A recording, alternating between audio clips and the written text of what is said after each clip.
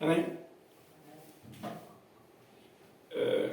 On dit souvent que Dieu nous parle, oui ou non? Et on dit souvent que quand tu lis la Bible, c'est Dieu qui te parle. C'est ça ou c'est pas ça? Mais est-ce que Dieu nous parle seulement quand on lit la Bible?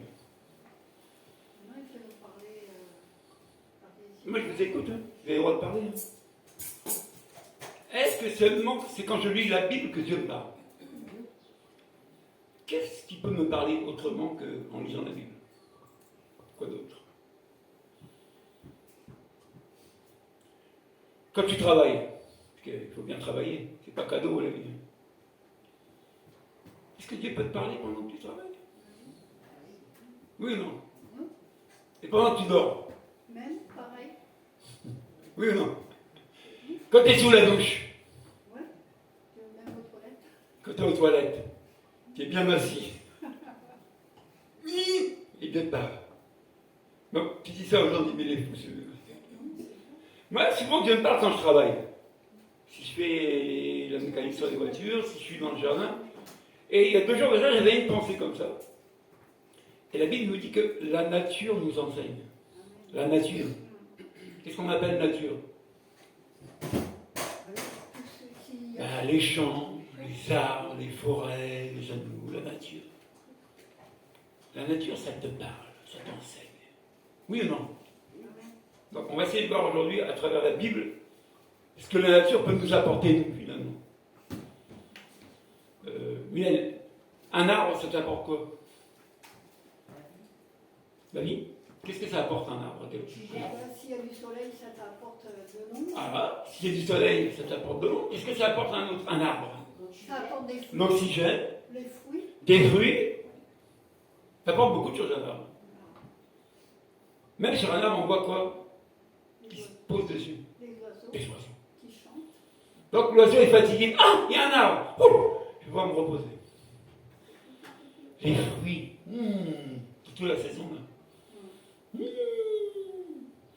Bah, j'en ai qu'avant, ils m'ont ramené des prunes. Cette année, ils ne ramènent pas de prunes. Ça fait rien. On n'en veut pas. Ce sera une autre époque. Mais vous voyez, quand on parle d'un arbre, c'est la nature. Mais Dieu a référence à plusieurs reprises à l'arbre dans la Bible. Et ça nous concerne, ça nous parle.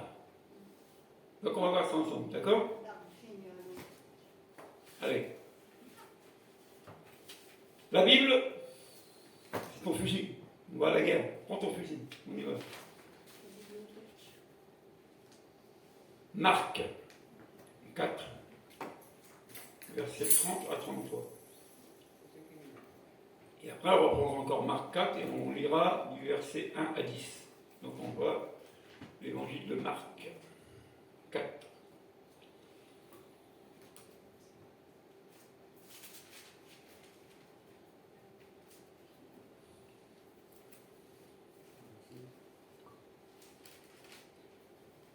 Tout le monde a trouvé? Marc 4. C'est pas parce que c'est inscrit là que ça vous empêche d'ouvrir votre Bible. C'est bien de potasser la Bible. Pour ça, tu commences à avoir tes repères. Tu dis, ah oui, Marc, c'est le Nouveau Testament, c'est après Matthieu. Vous voyez, il faut se familiariser avec la parole de Dieu.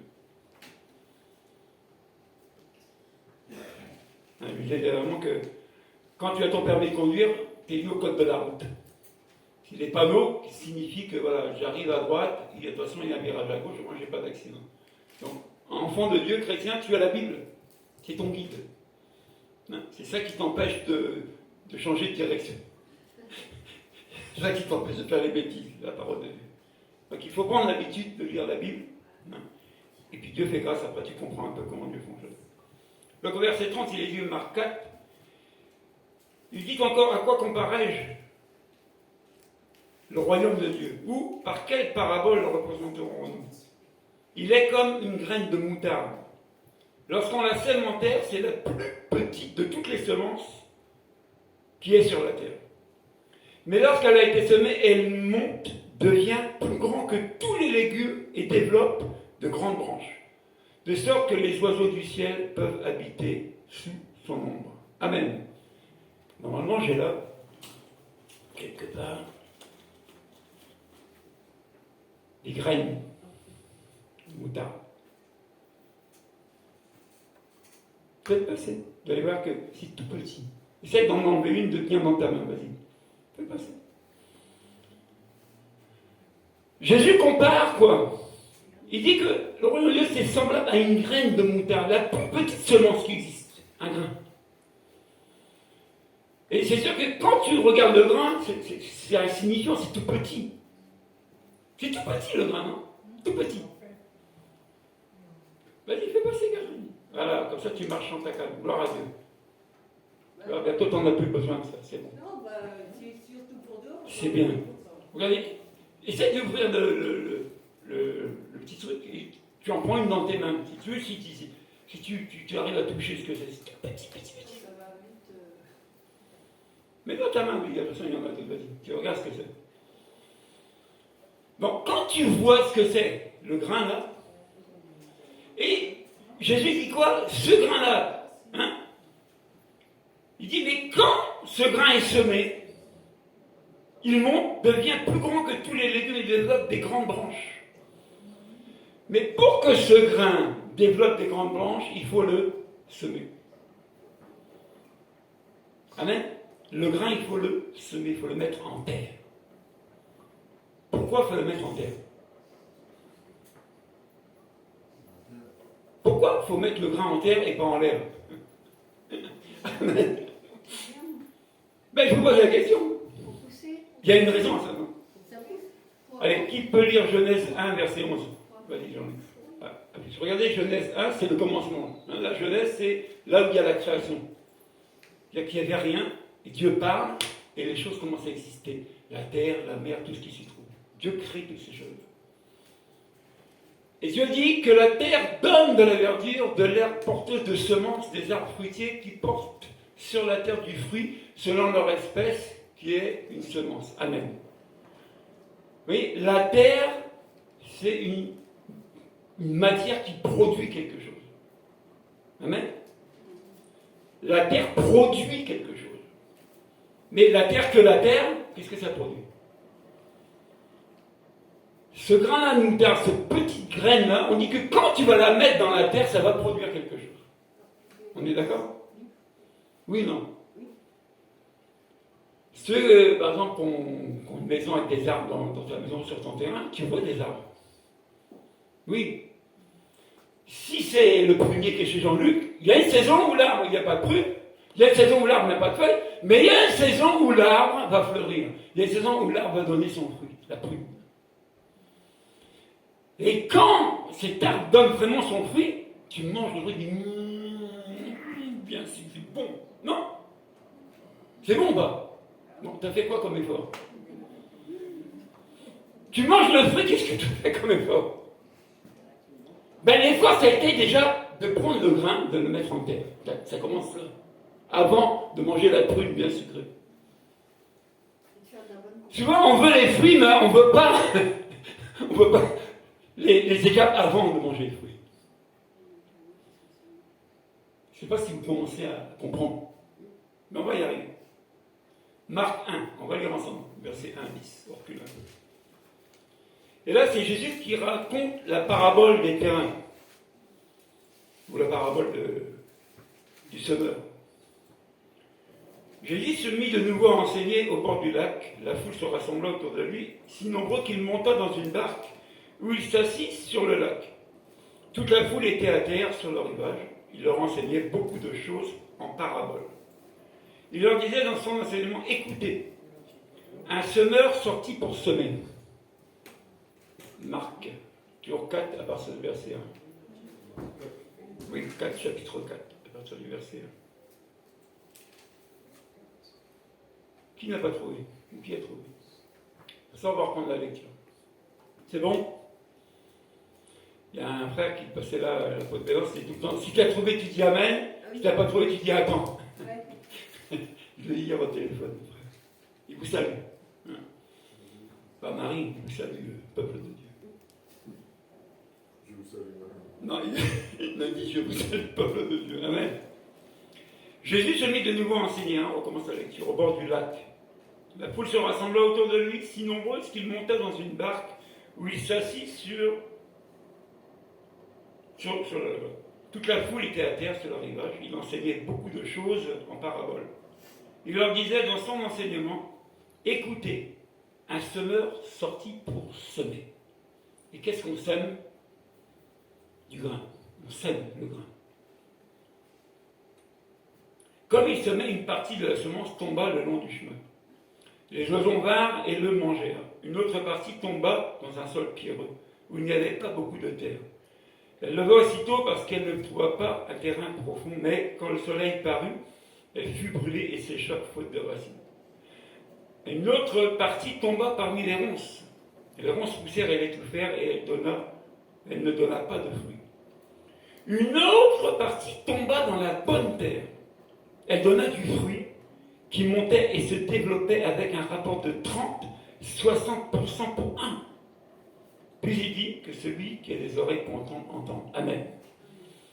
On voit que la graine est semée, mais on voit qu'à travers ce passage-là, il y a des endroits où ça ne pousse pas. Il y a des endroits où ça ne produit pas. Et pourtant, on dit que cette graine est semée dans la terre.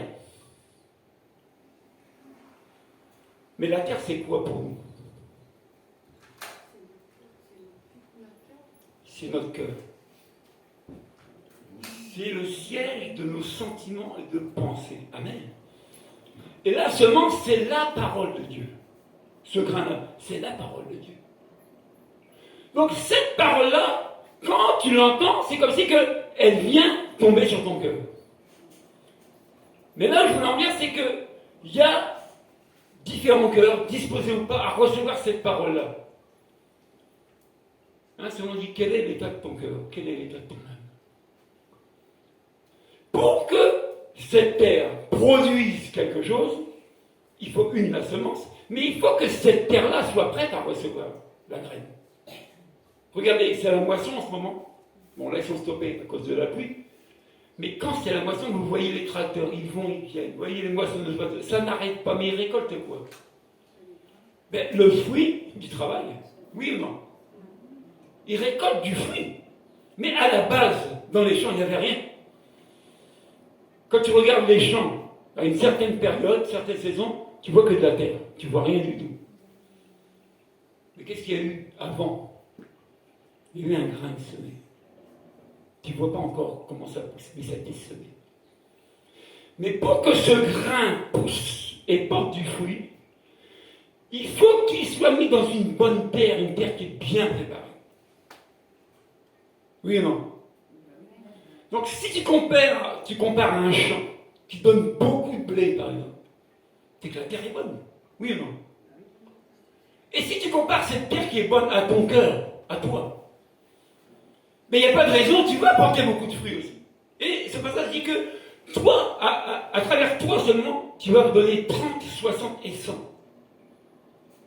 Rends-toi compte. À travers toi, tu peux amener 30, 60 ou 100 personnes à Jésus. À cause de toi. Si tu es une bonne terre, si la parole de Dieu est plantée en toi, et si elle produit du fruit, tu vas amener 30, 60, 100, même plus que ça. Pourquoi? Parce que la terre est amenée à produire. On comprend ça? Produire. Le produit. Si vous regardez dans les magasins, tous les produits qui vendent, ça sort de où?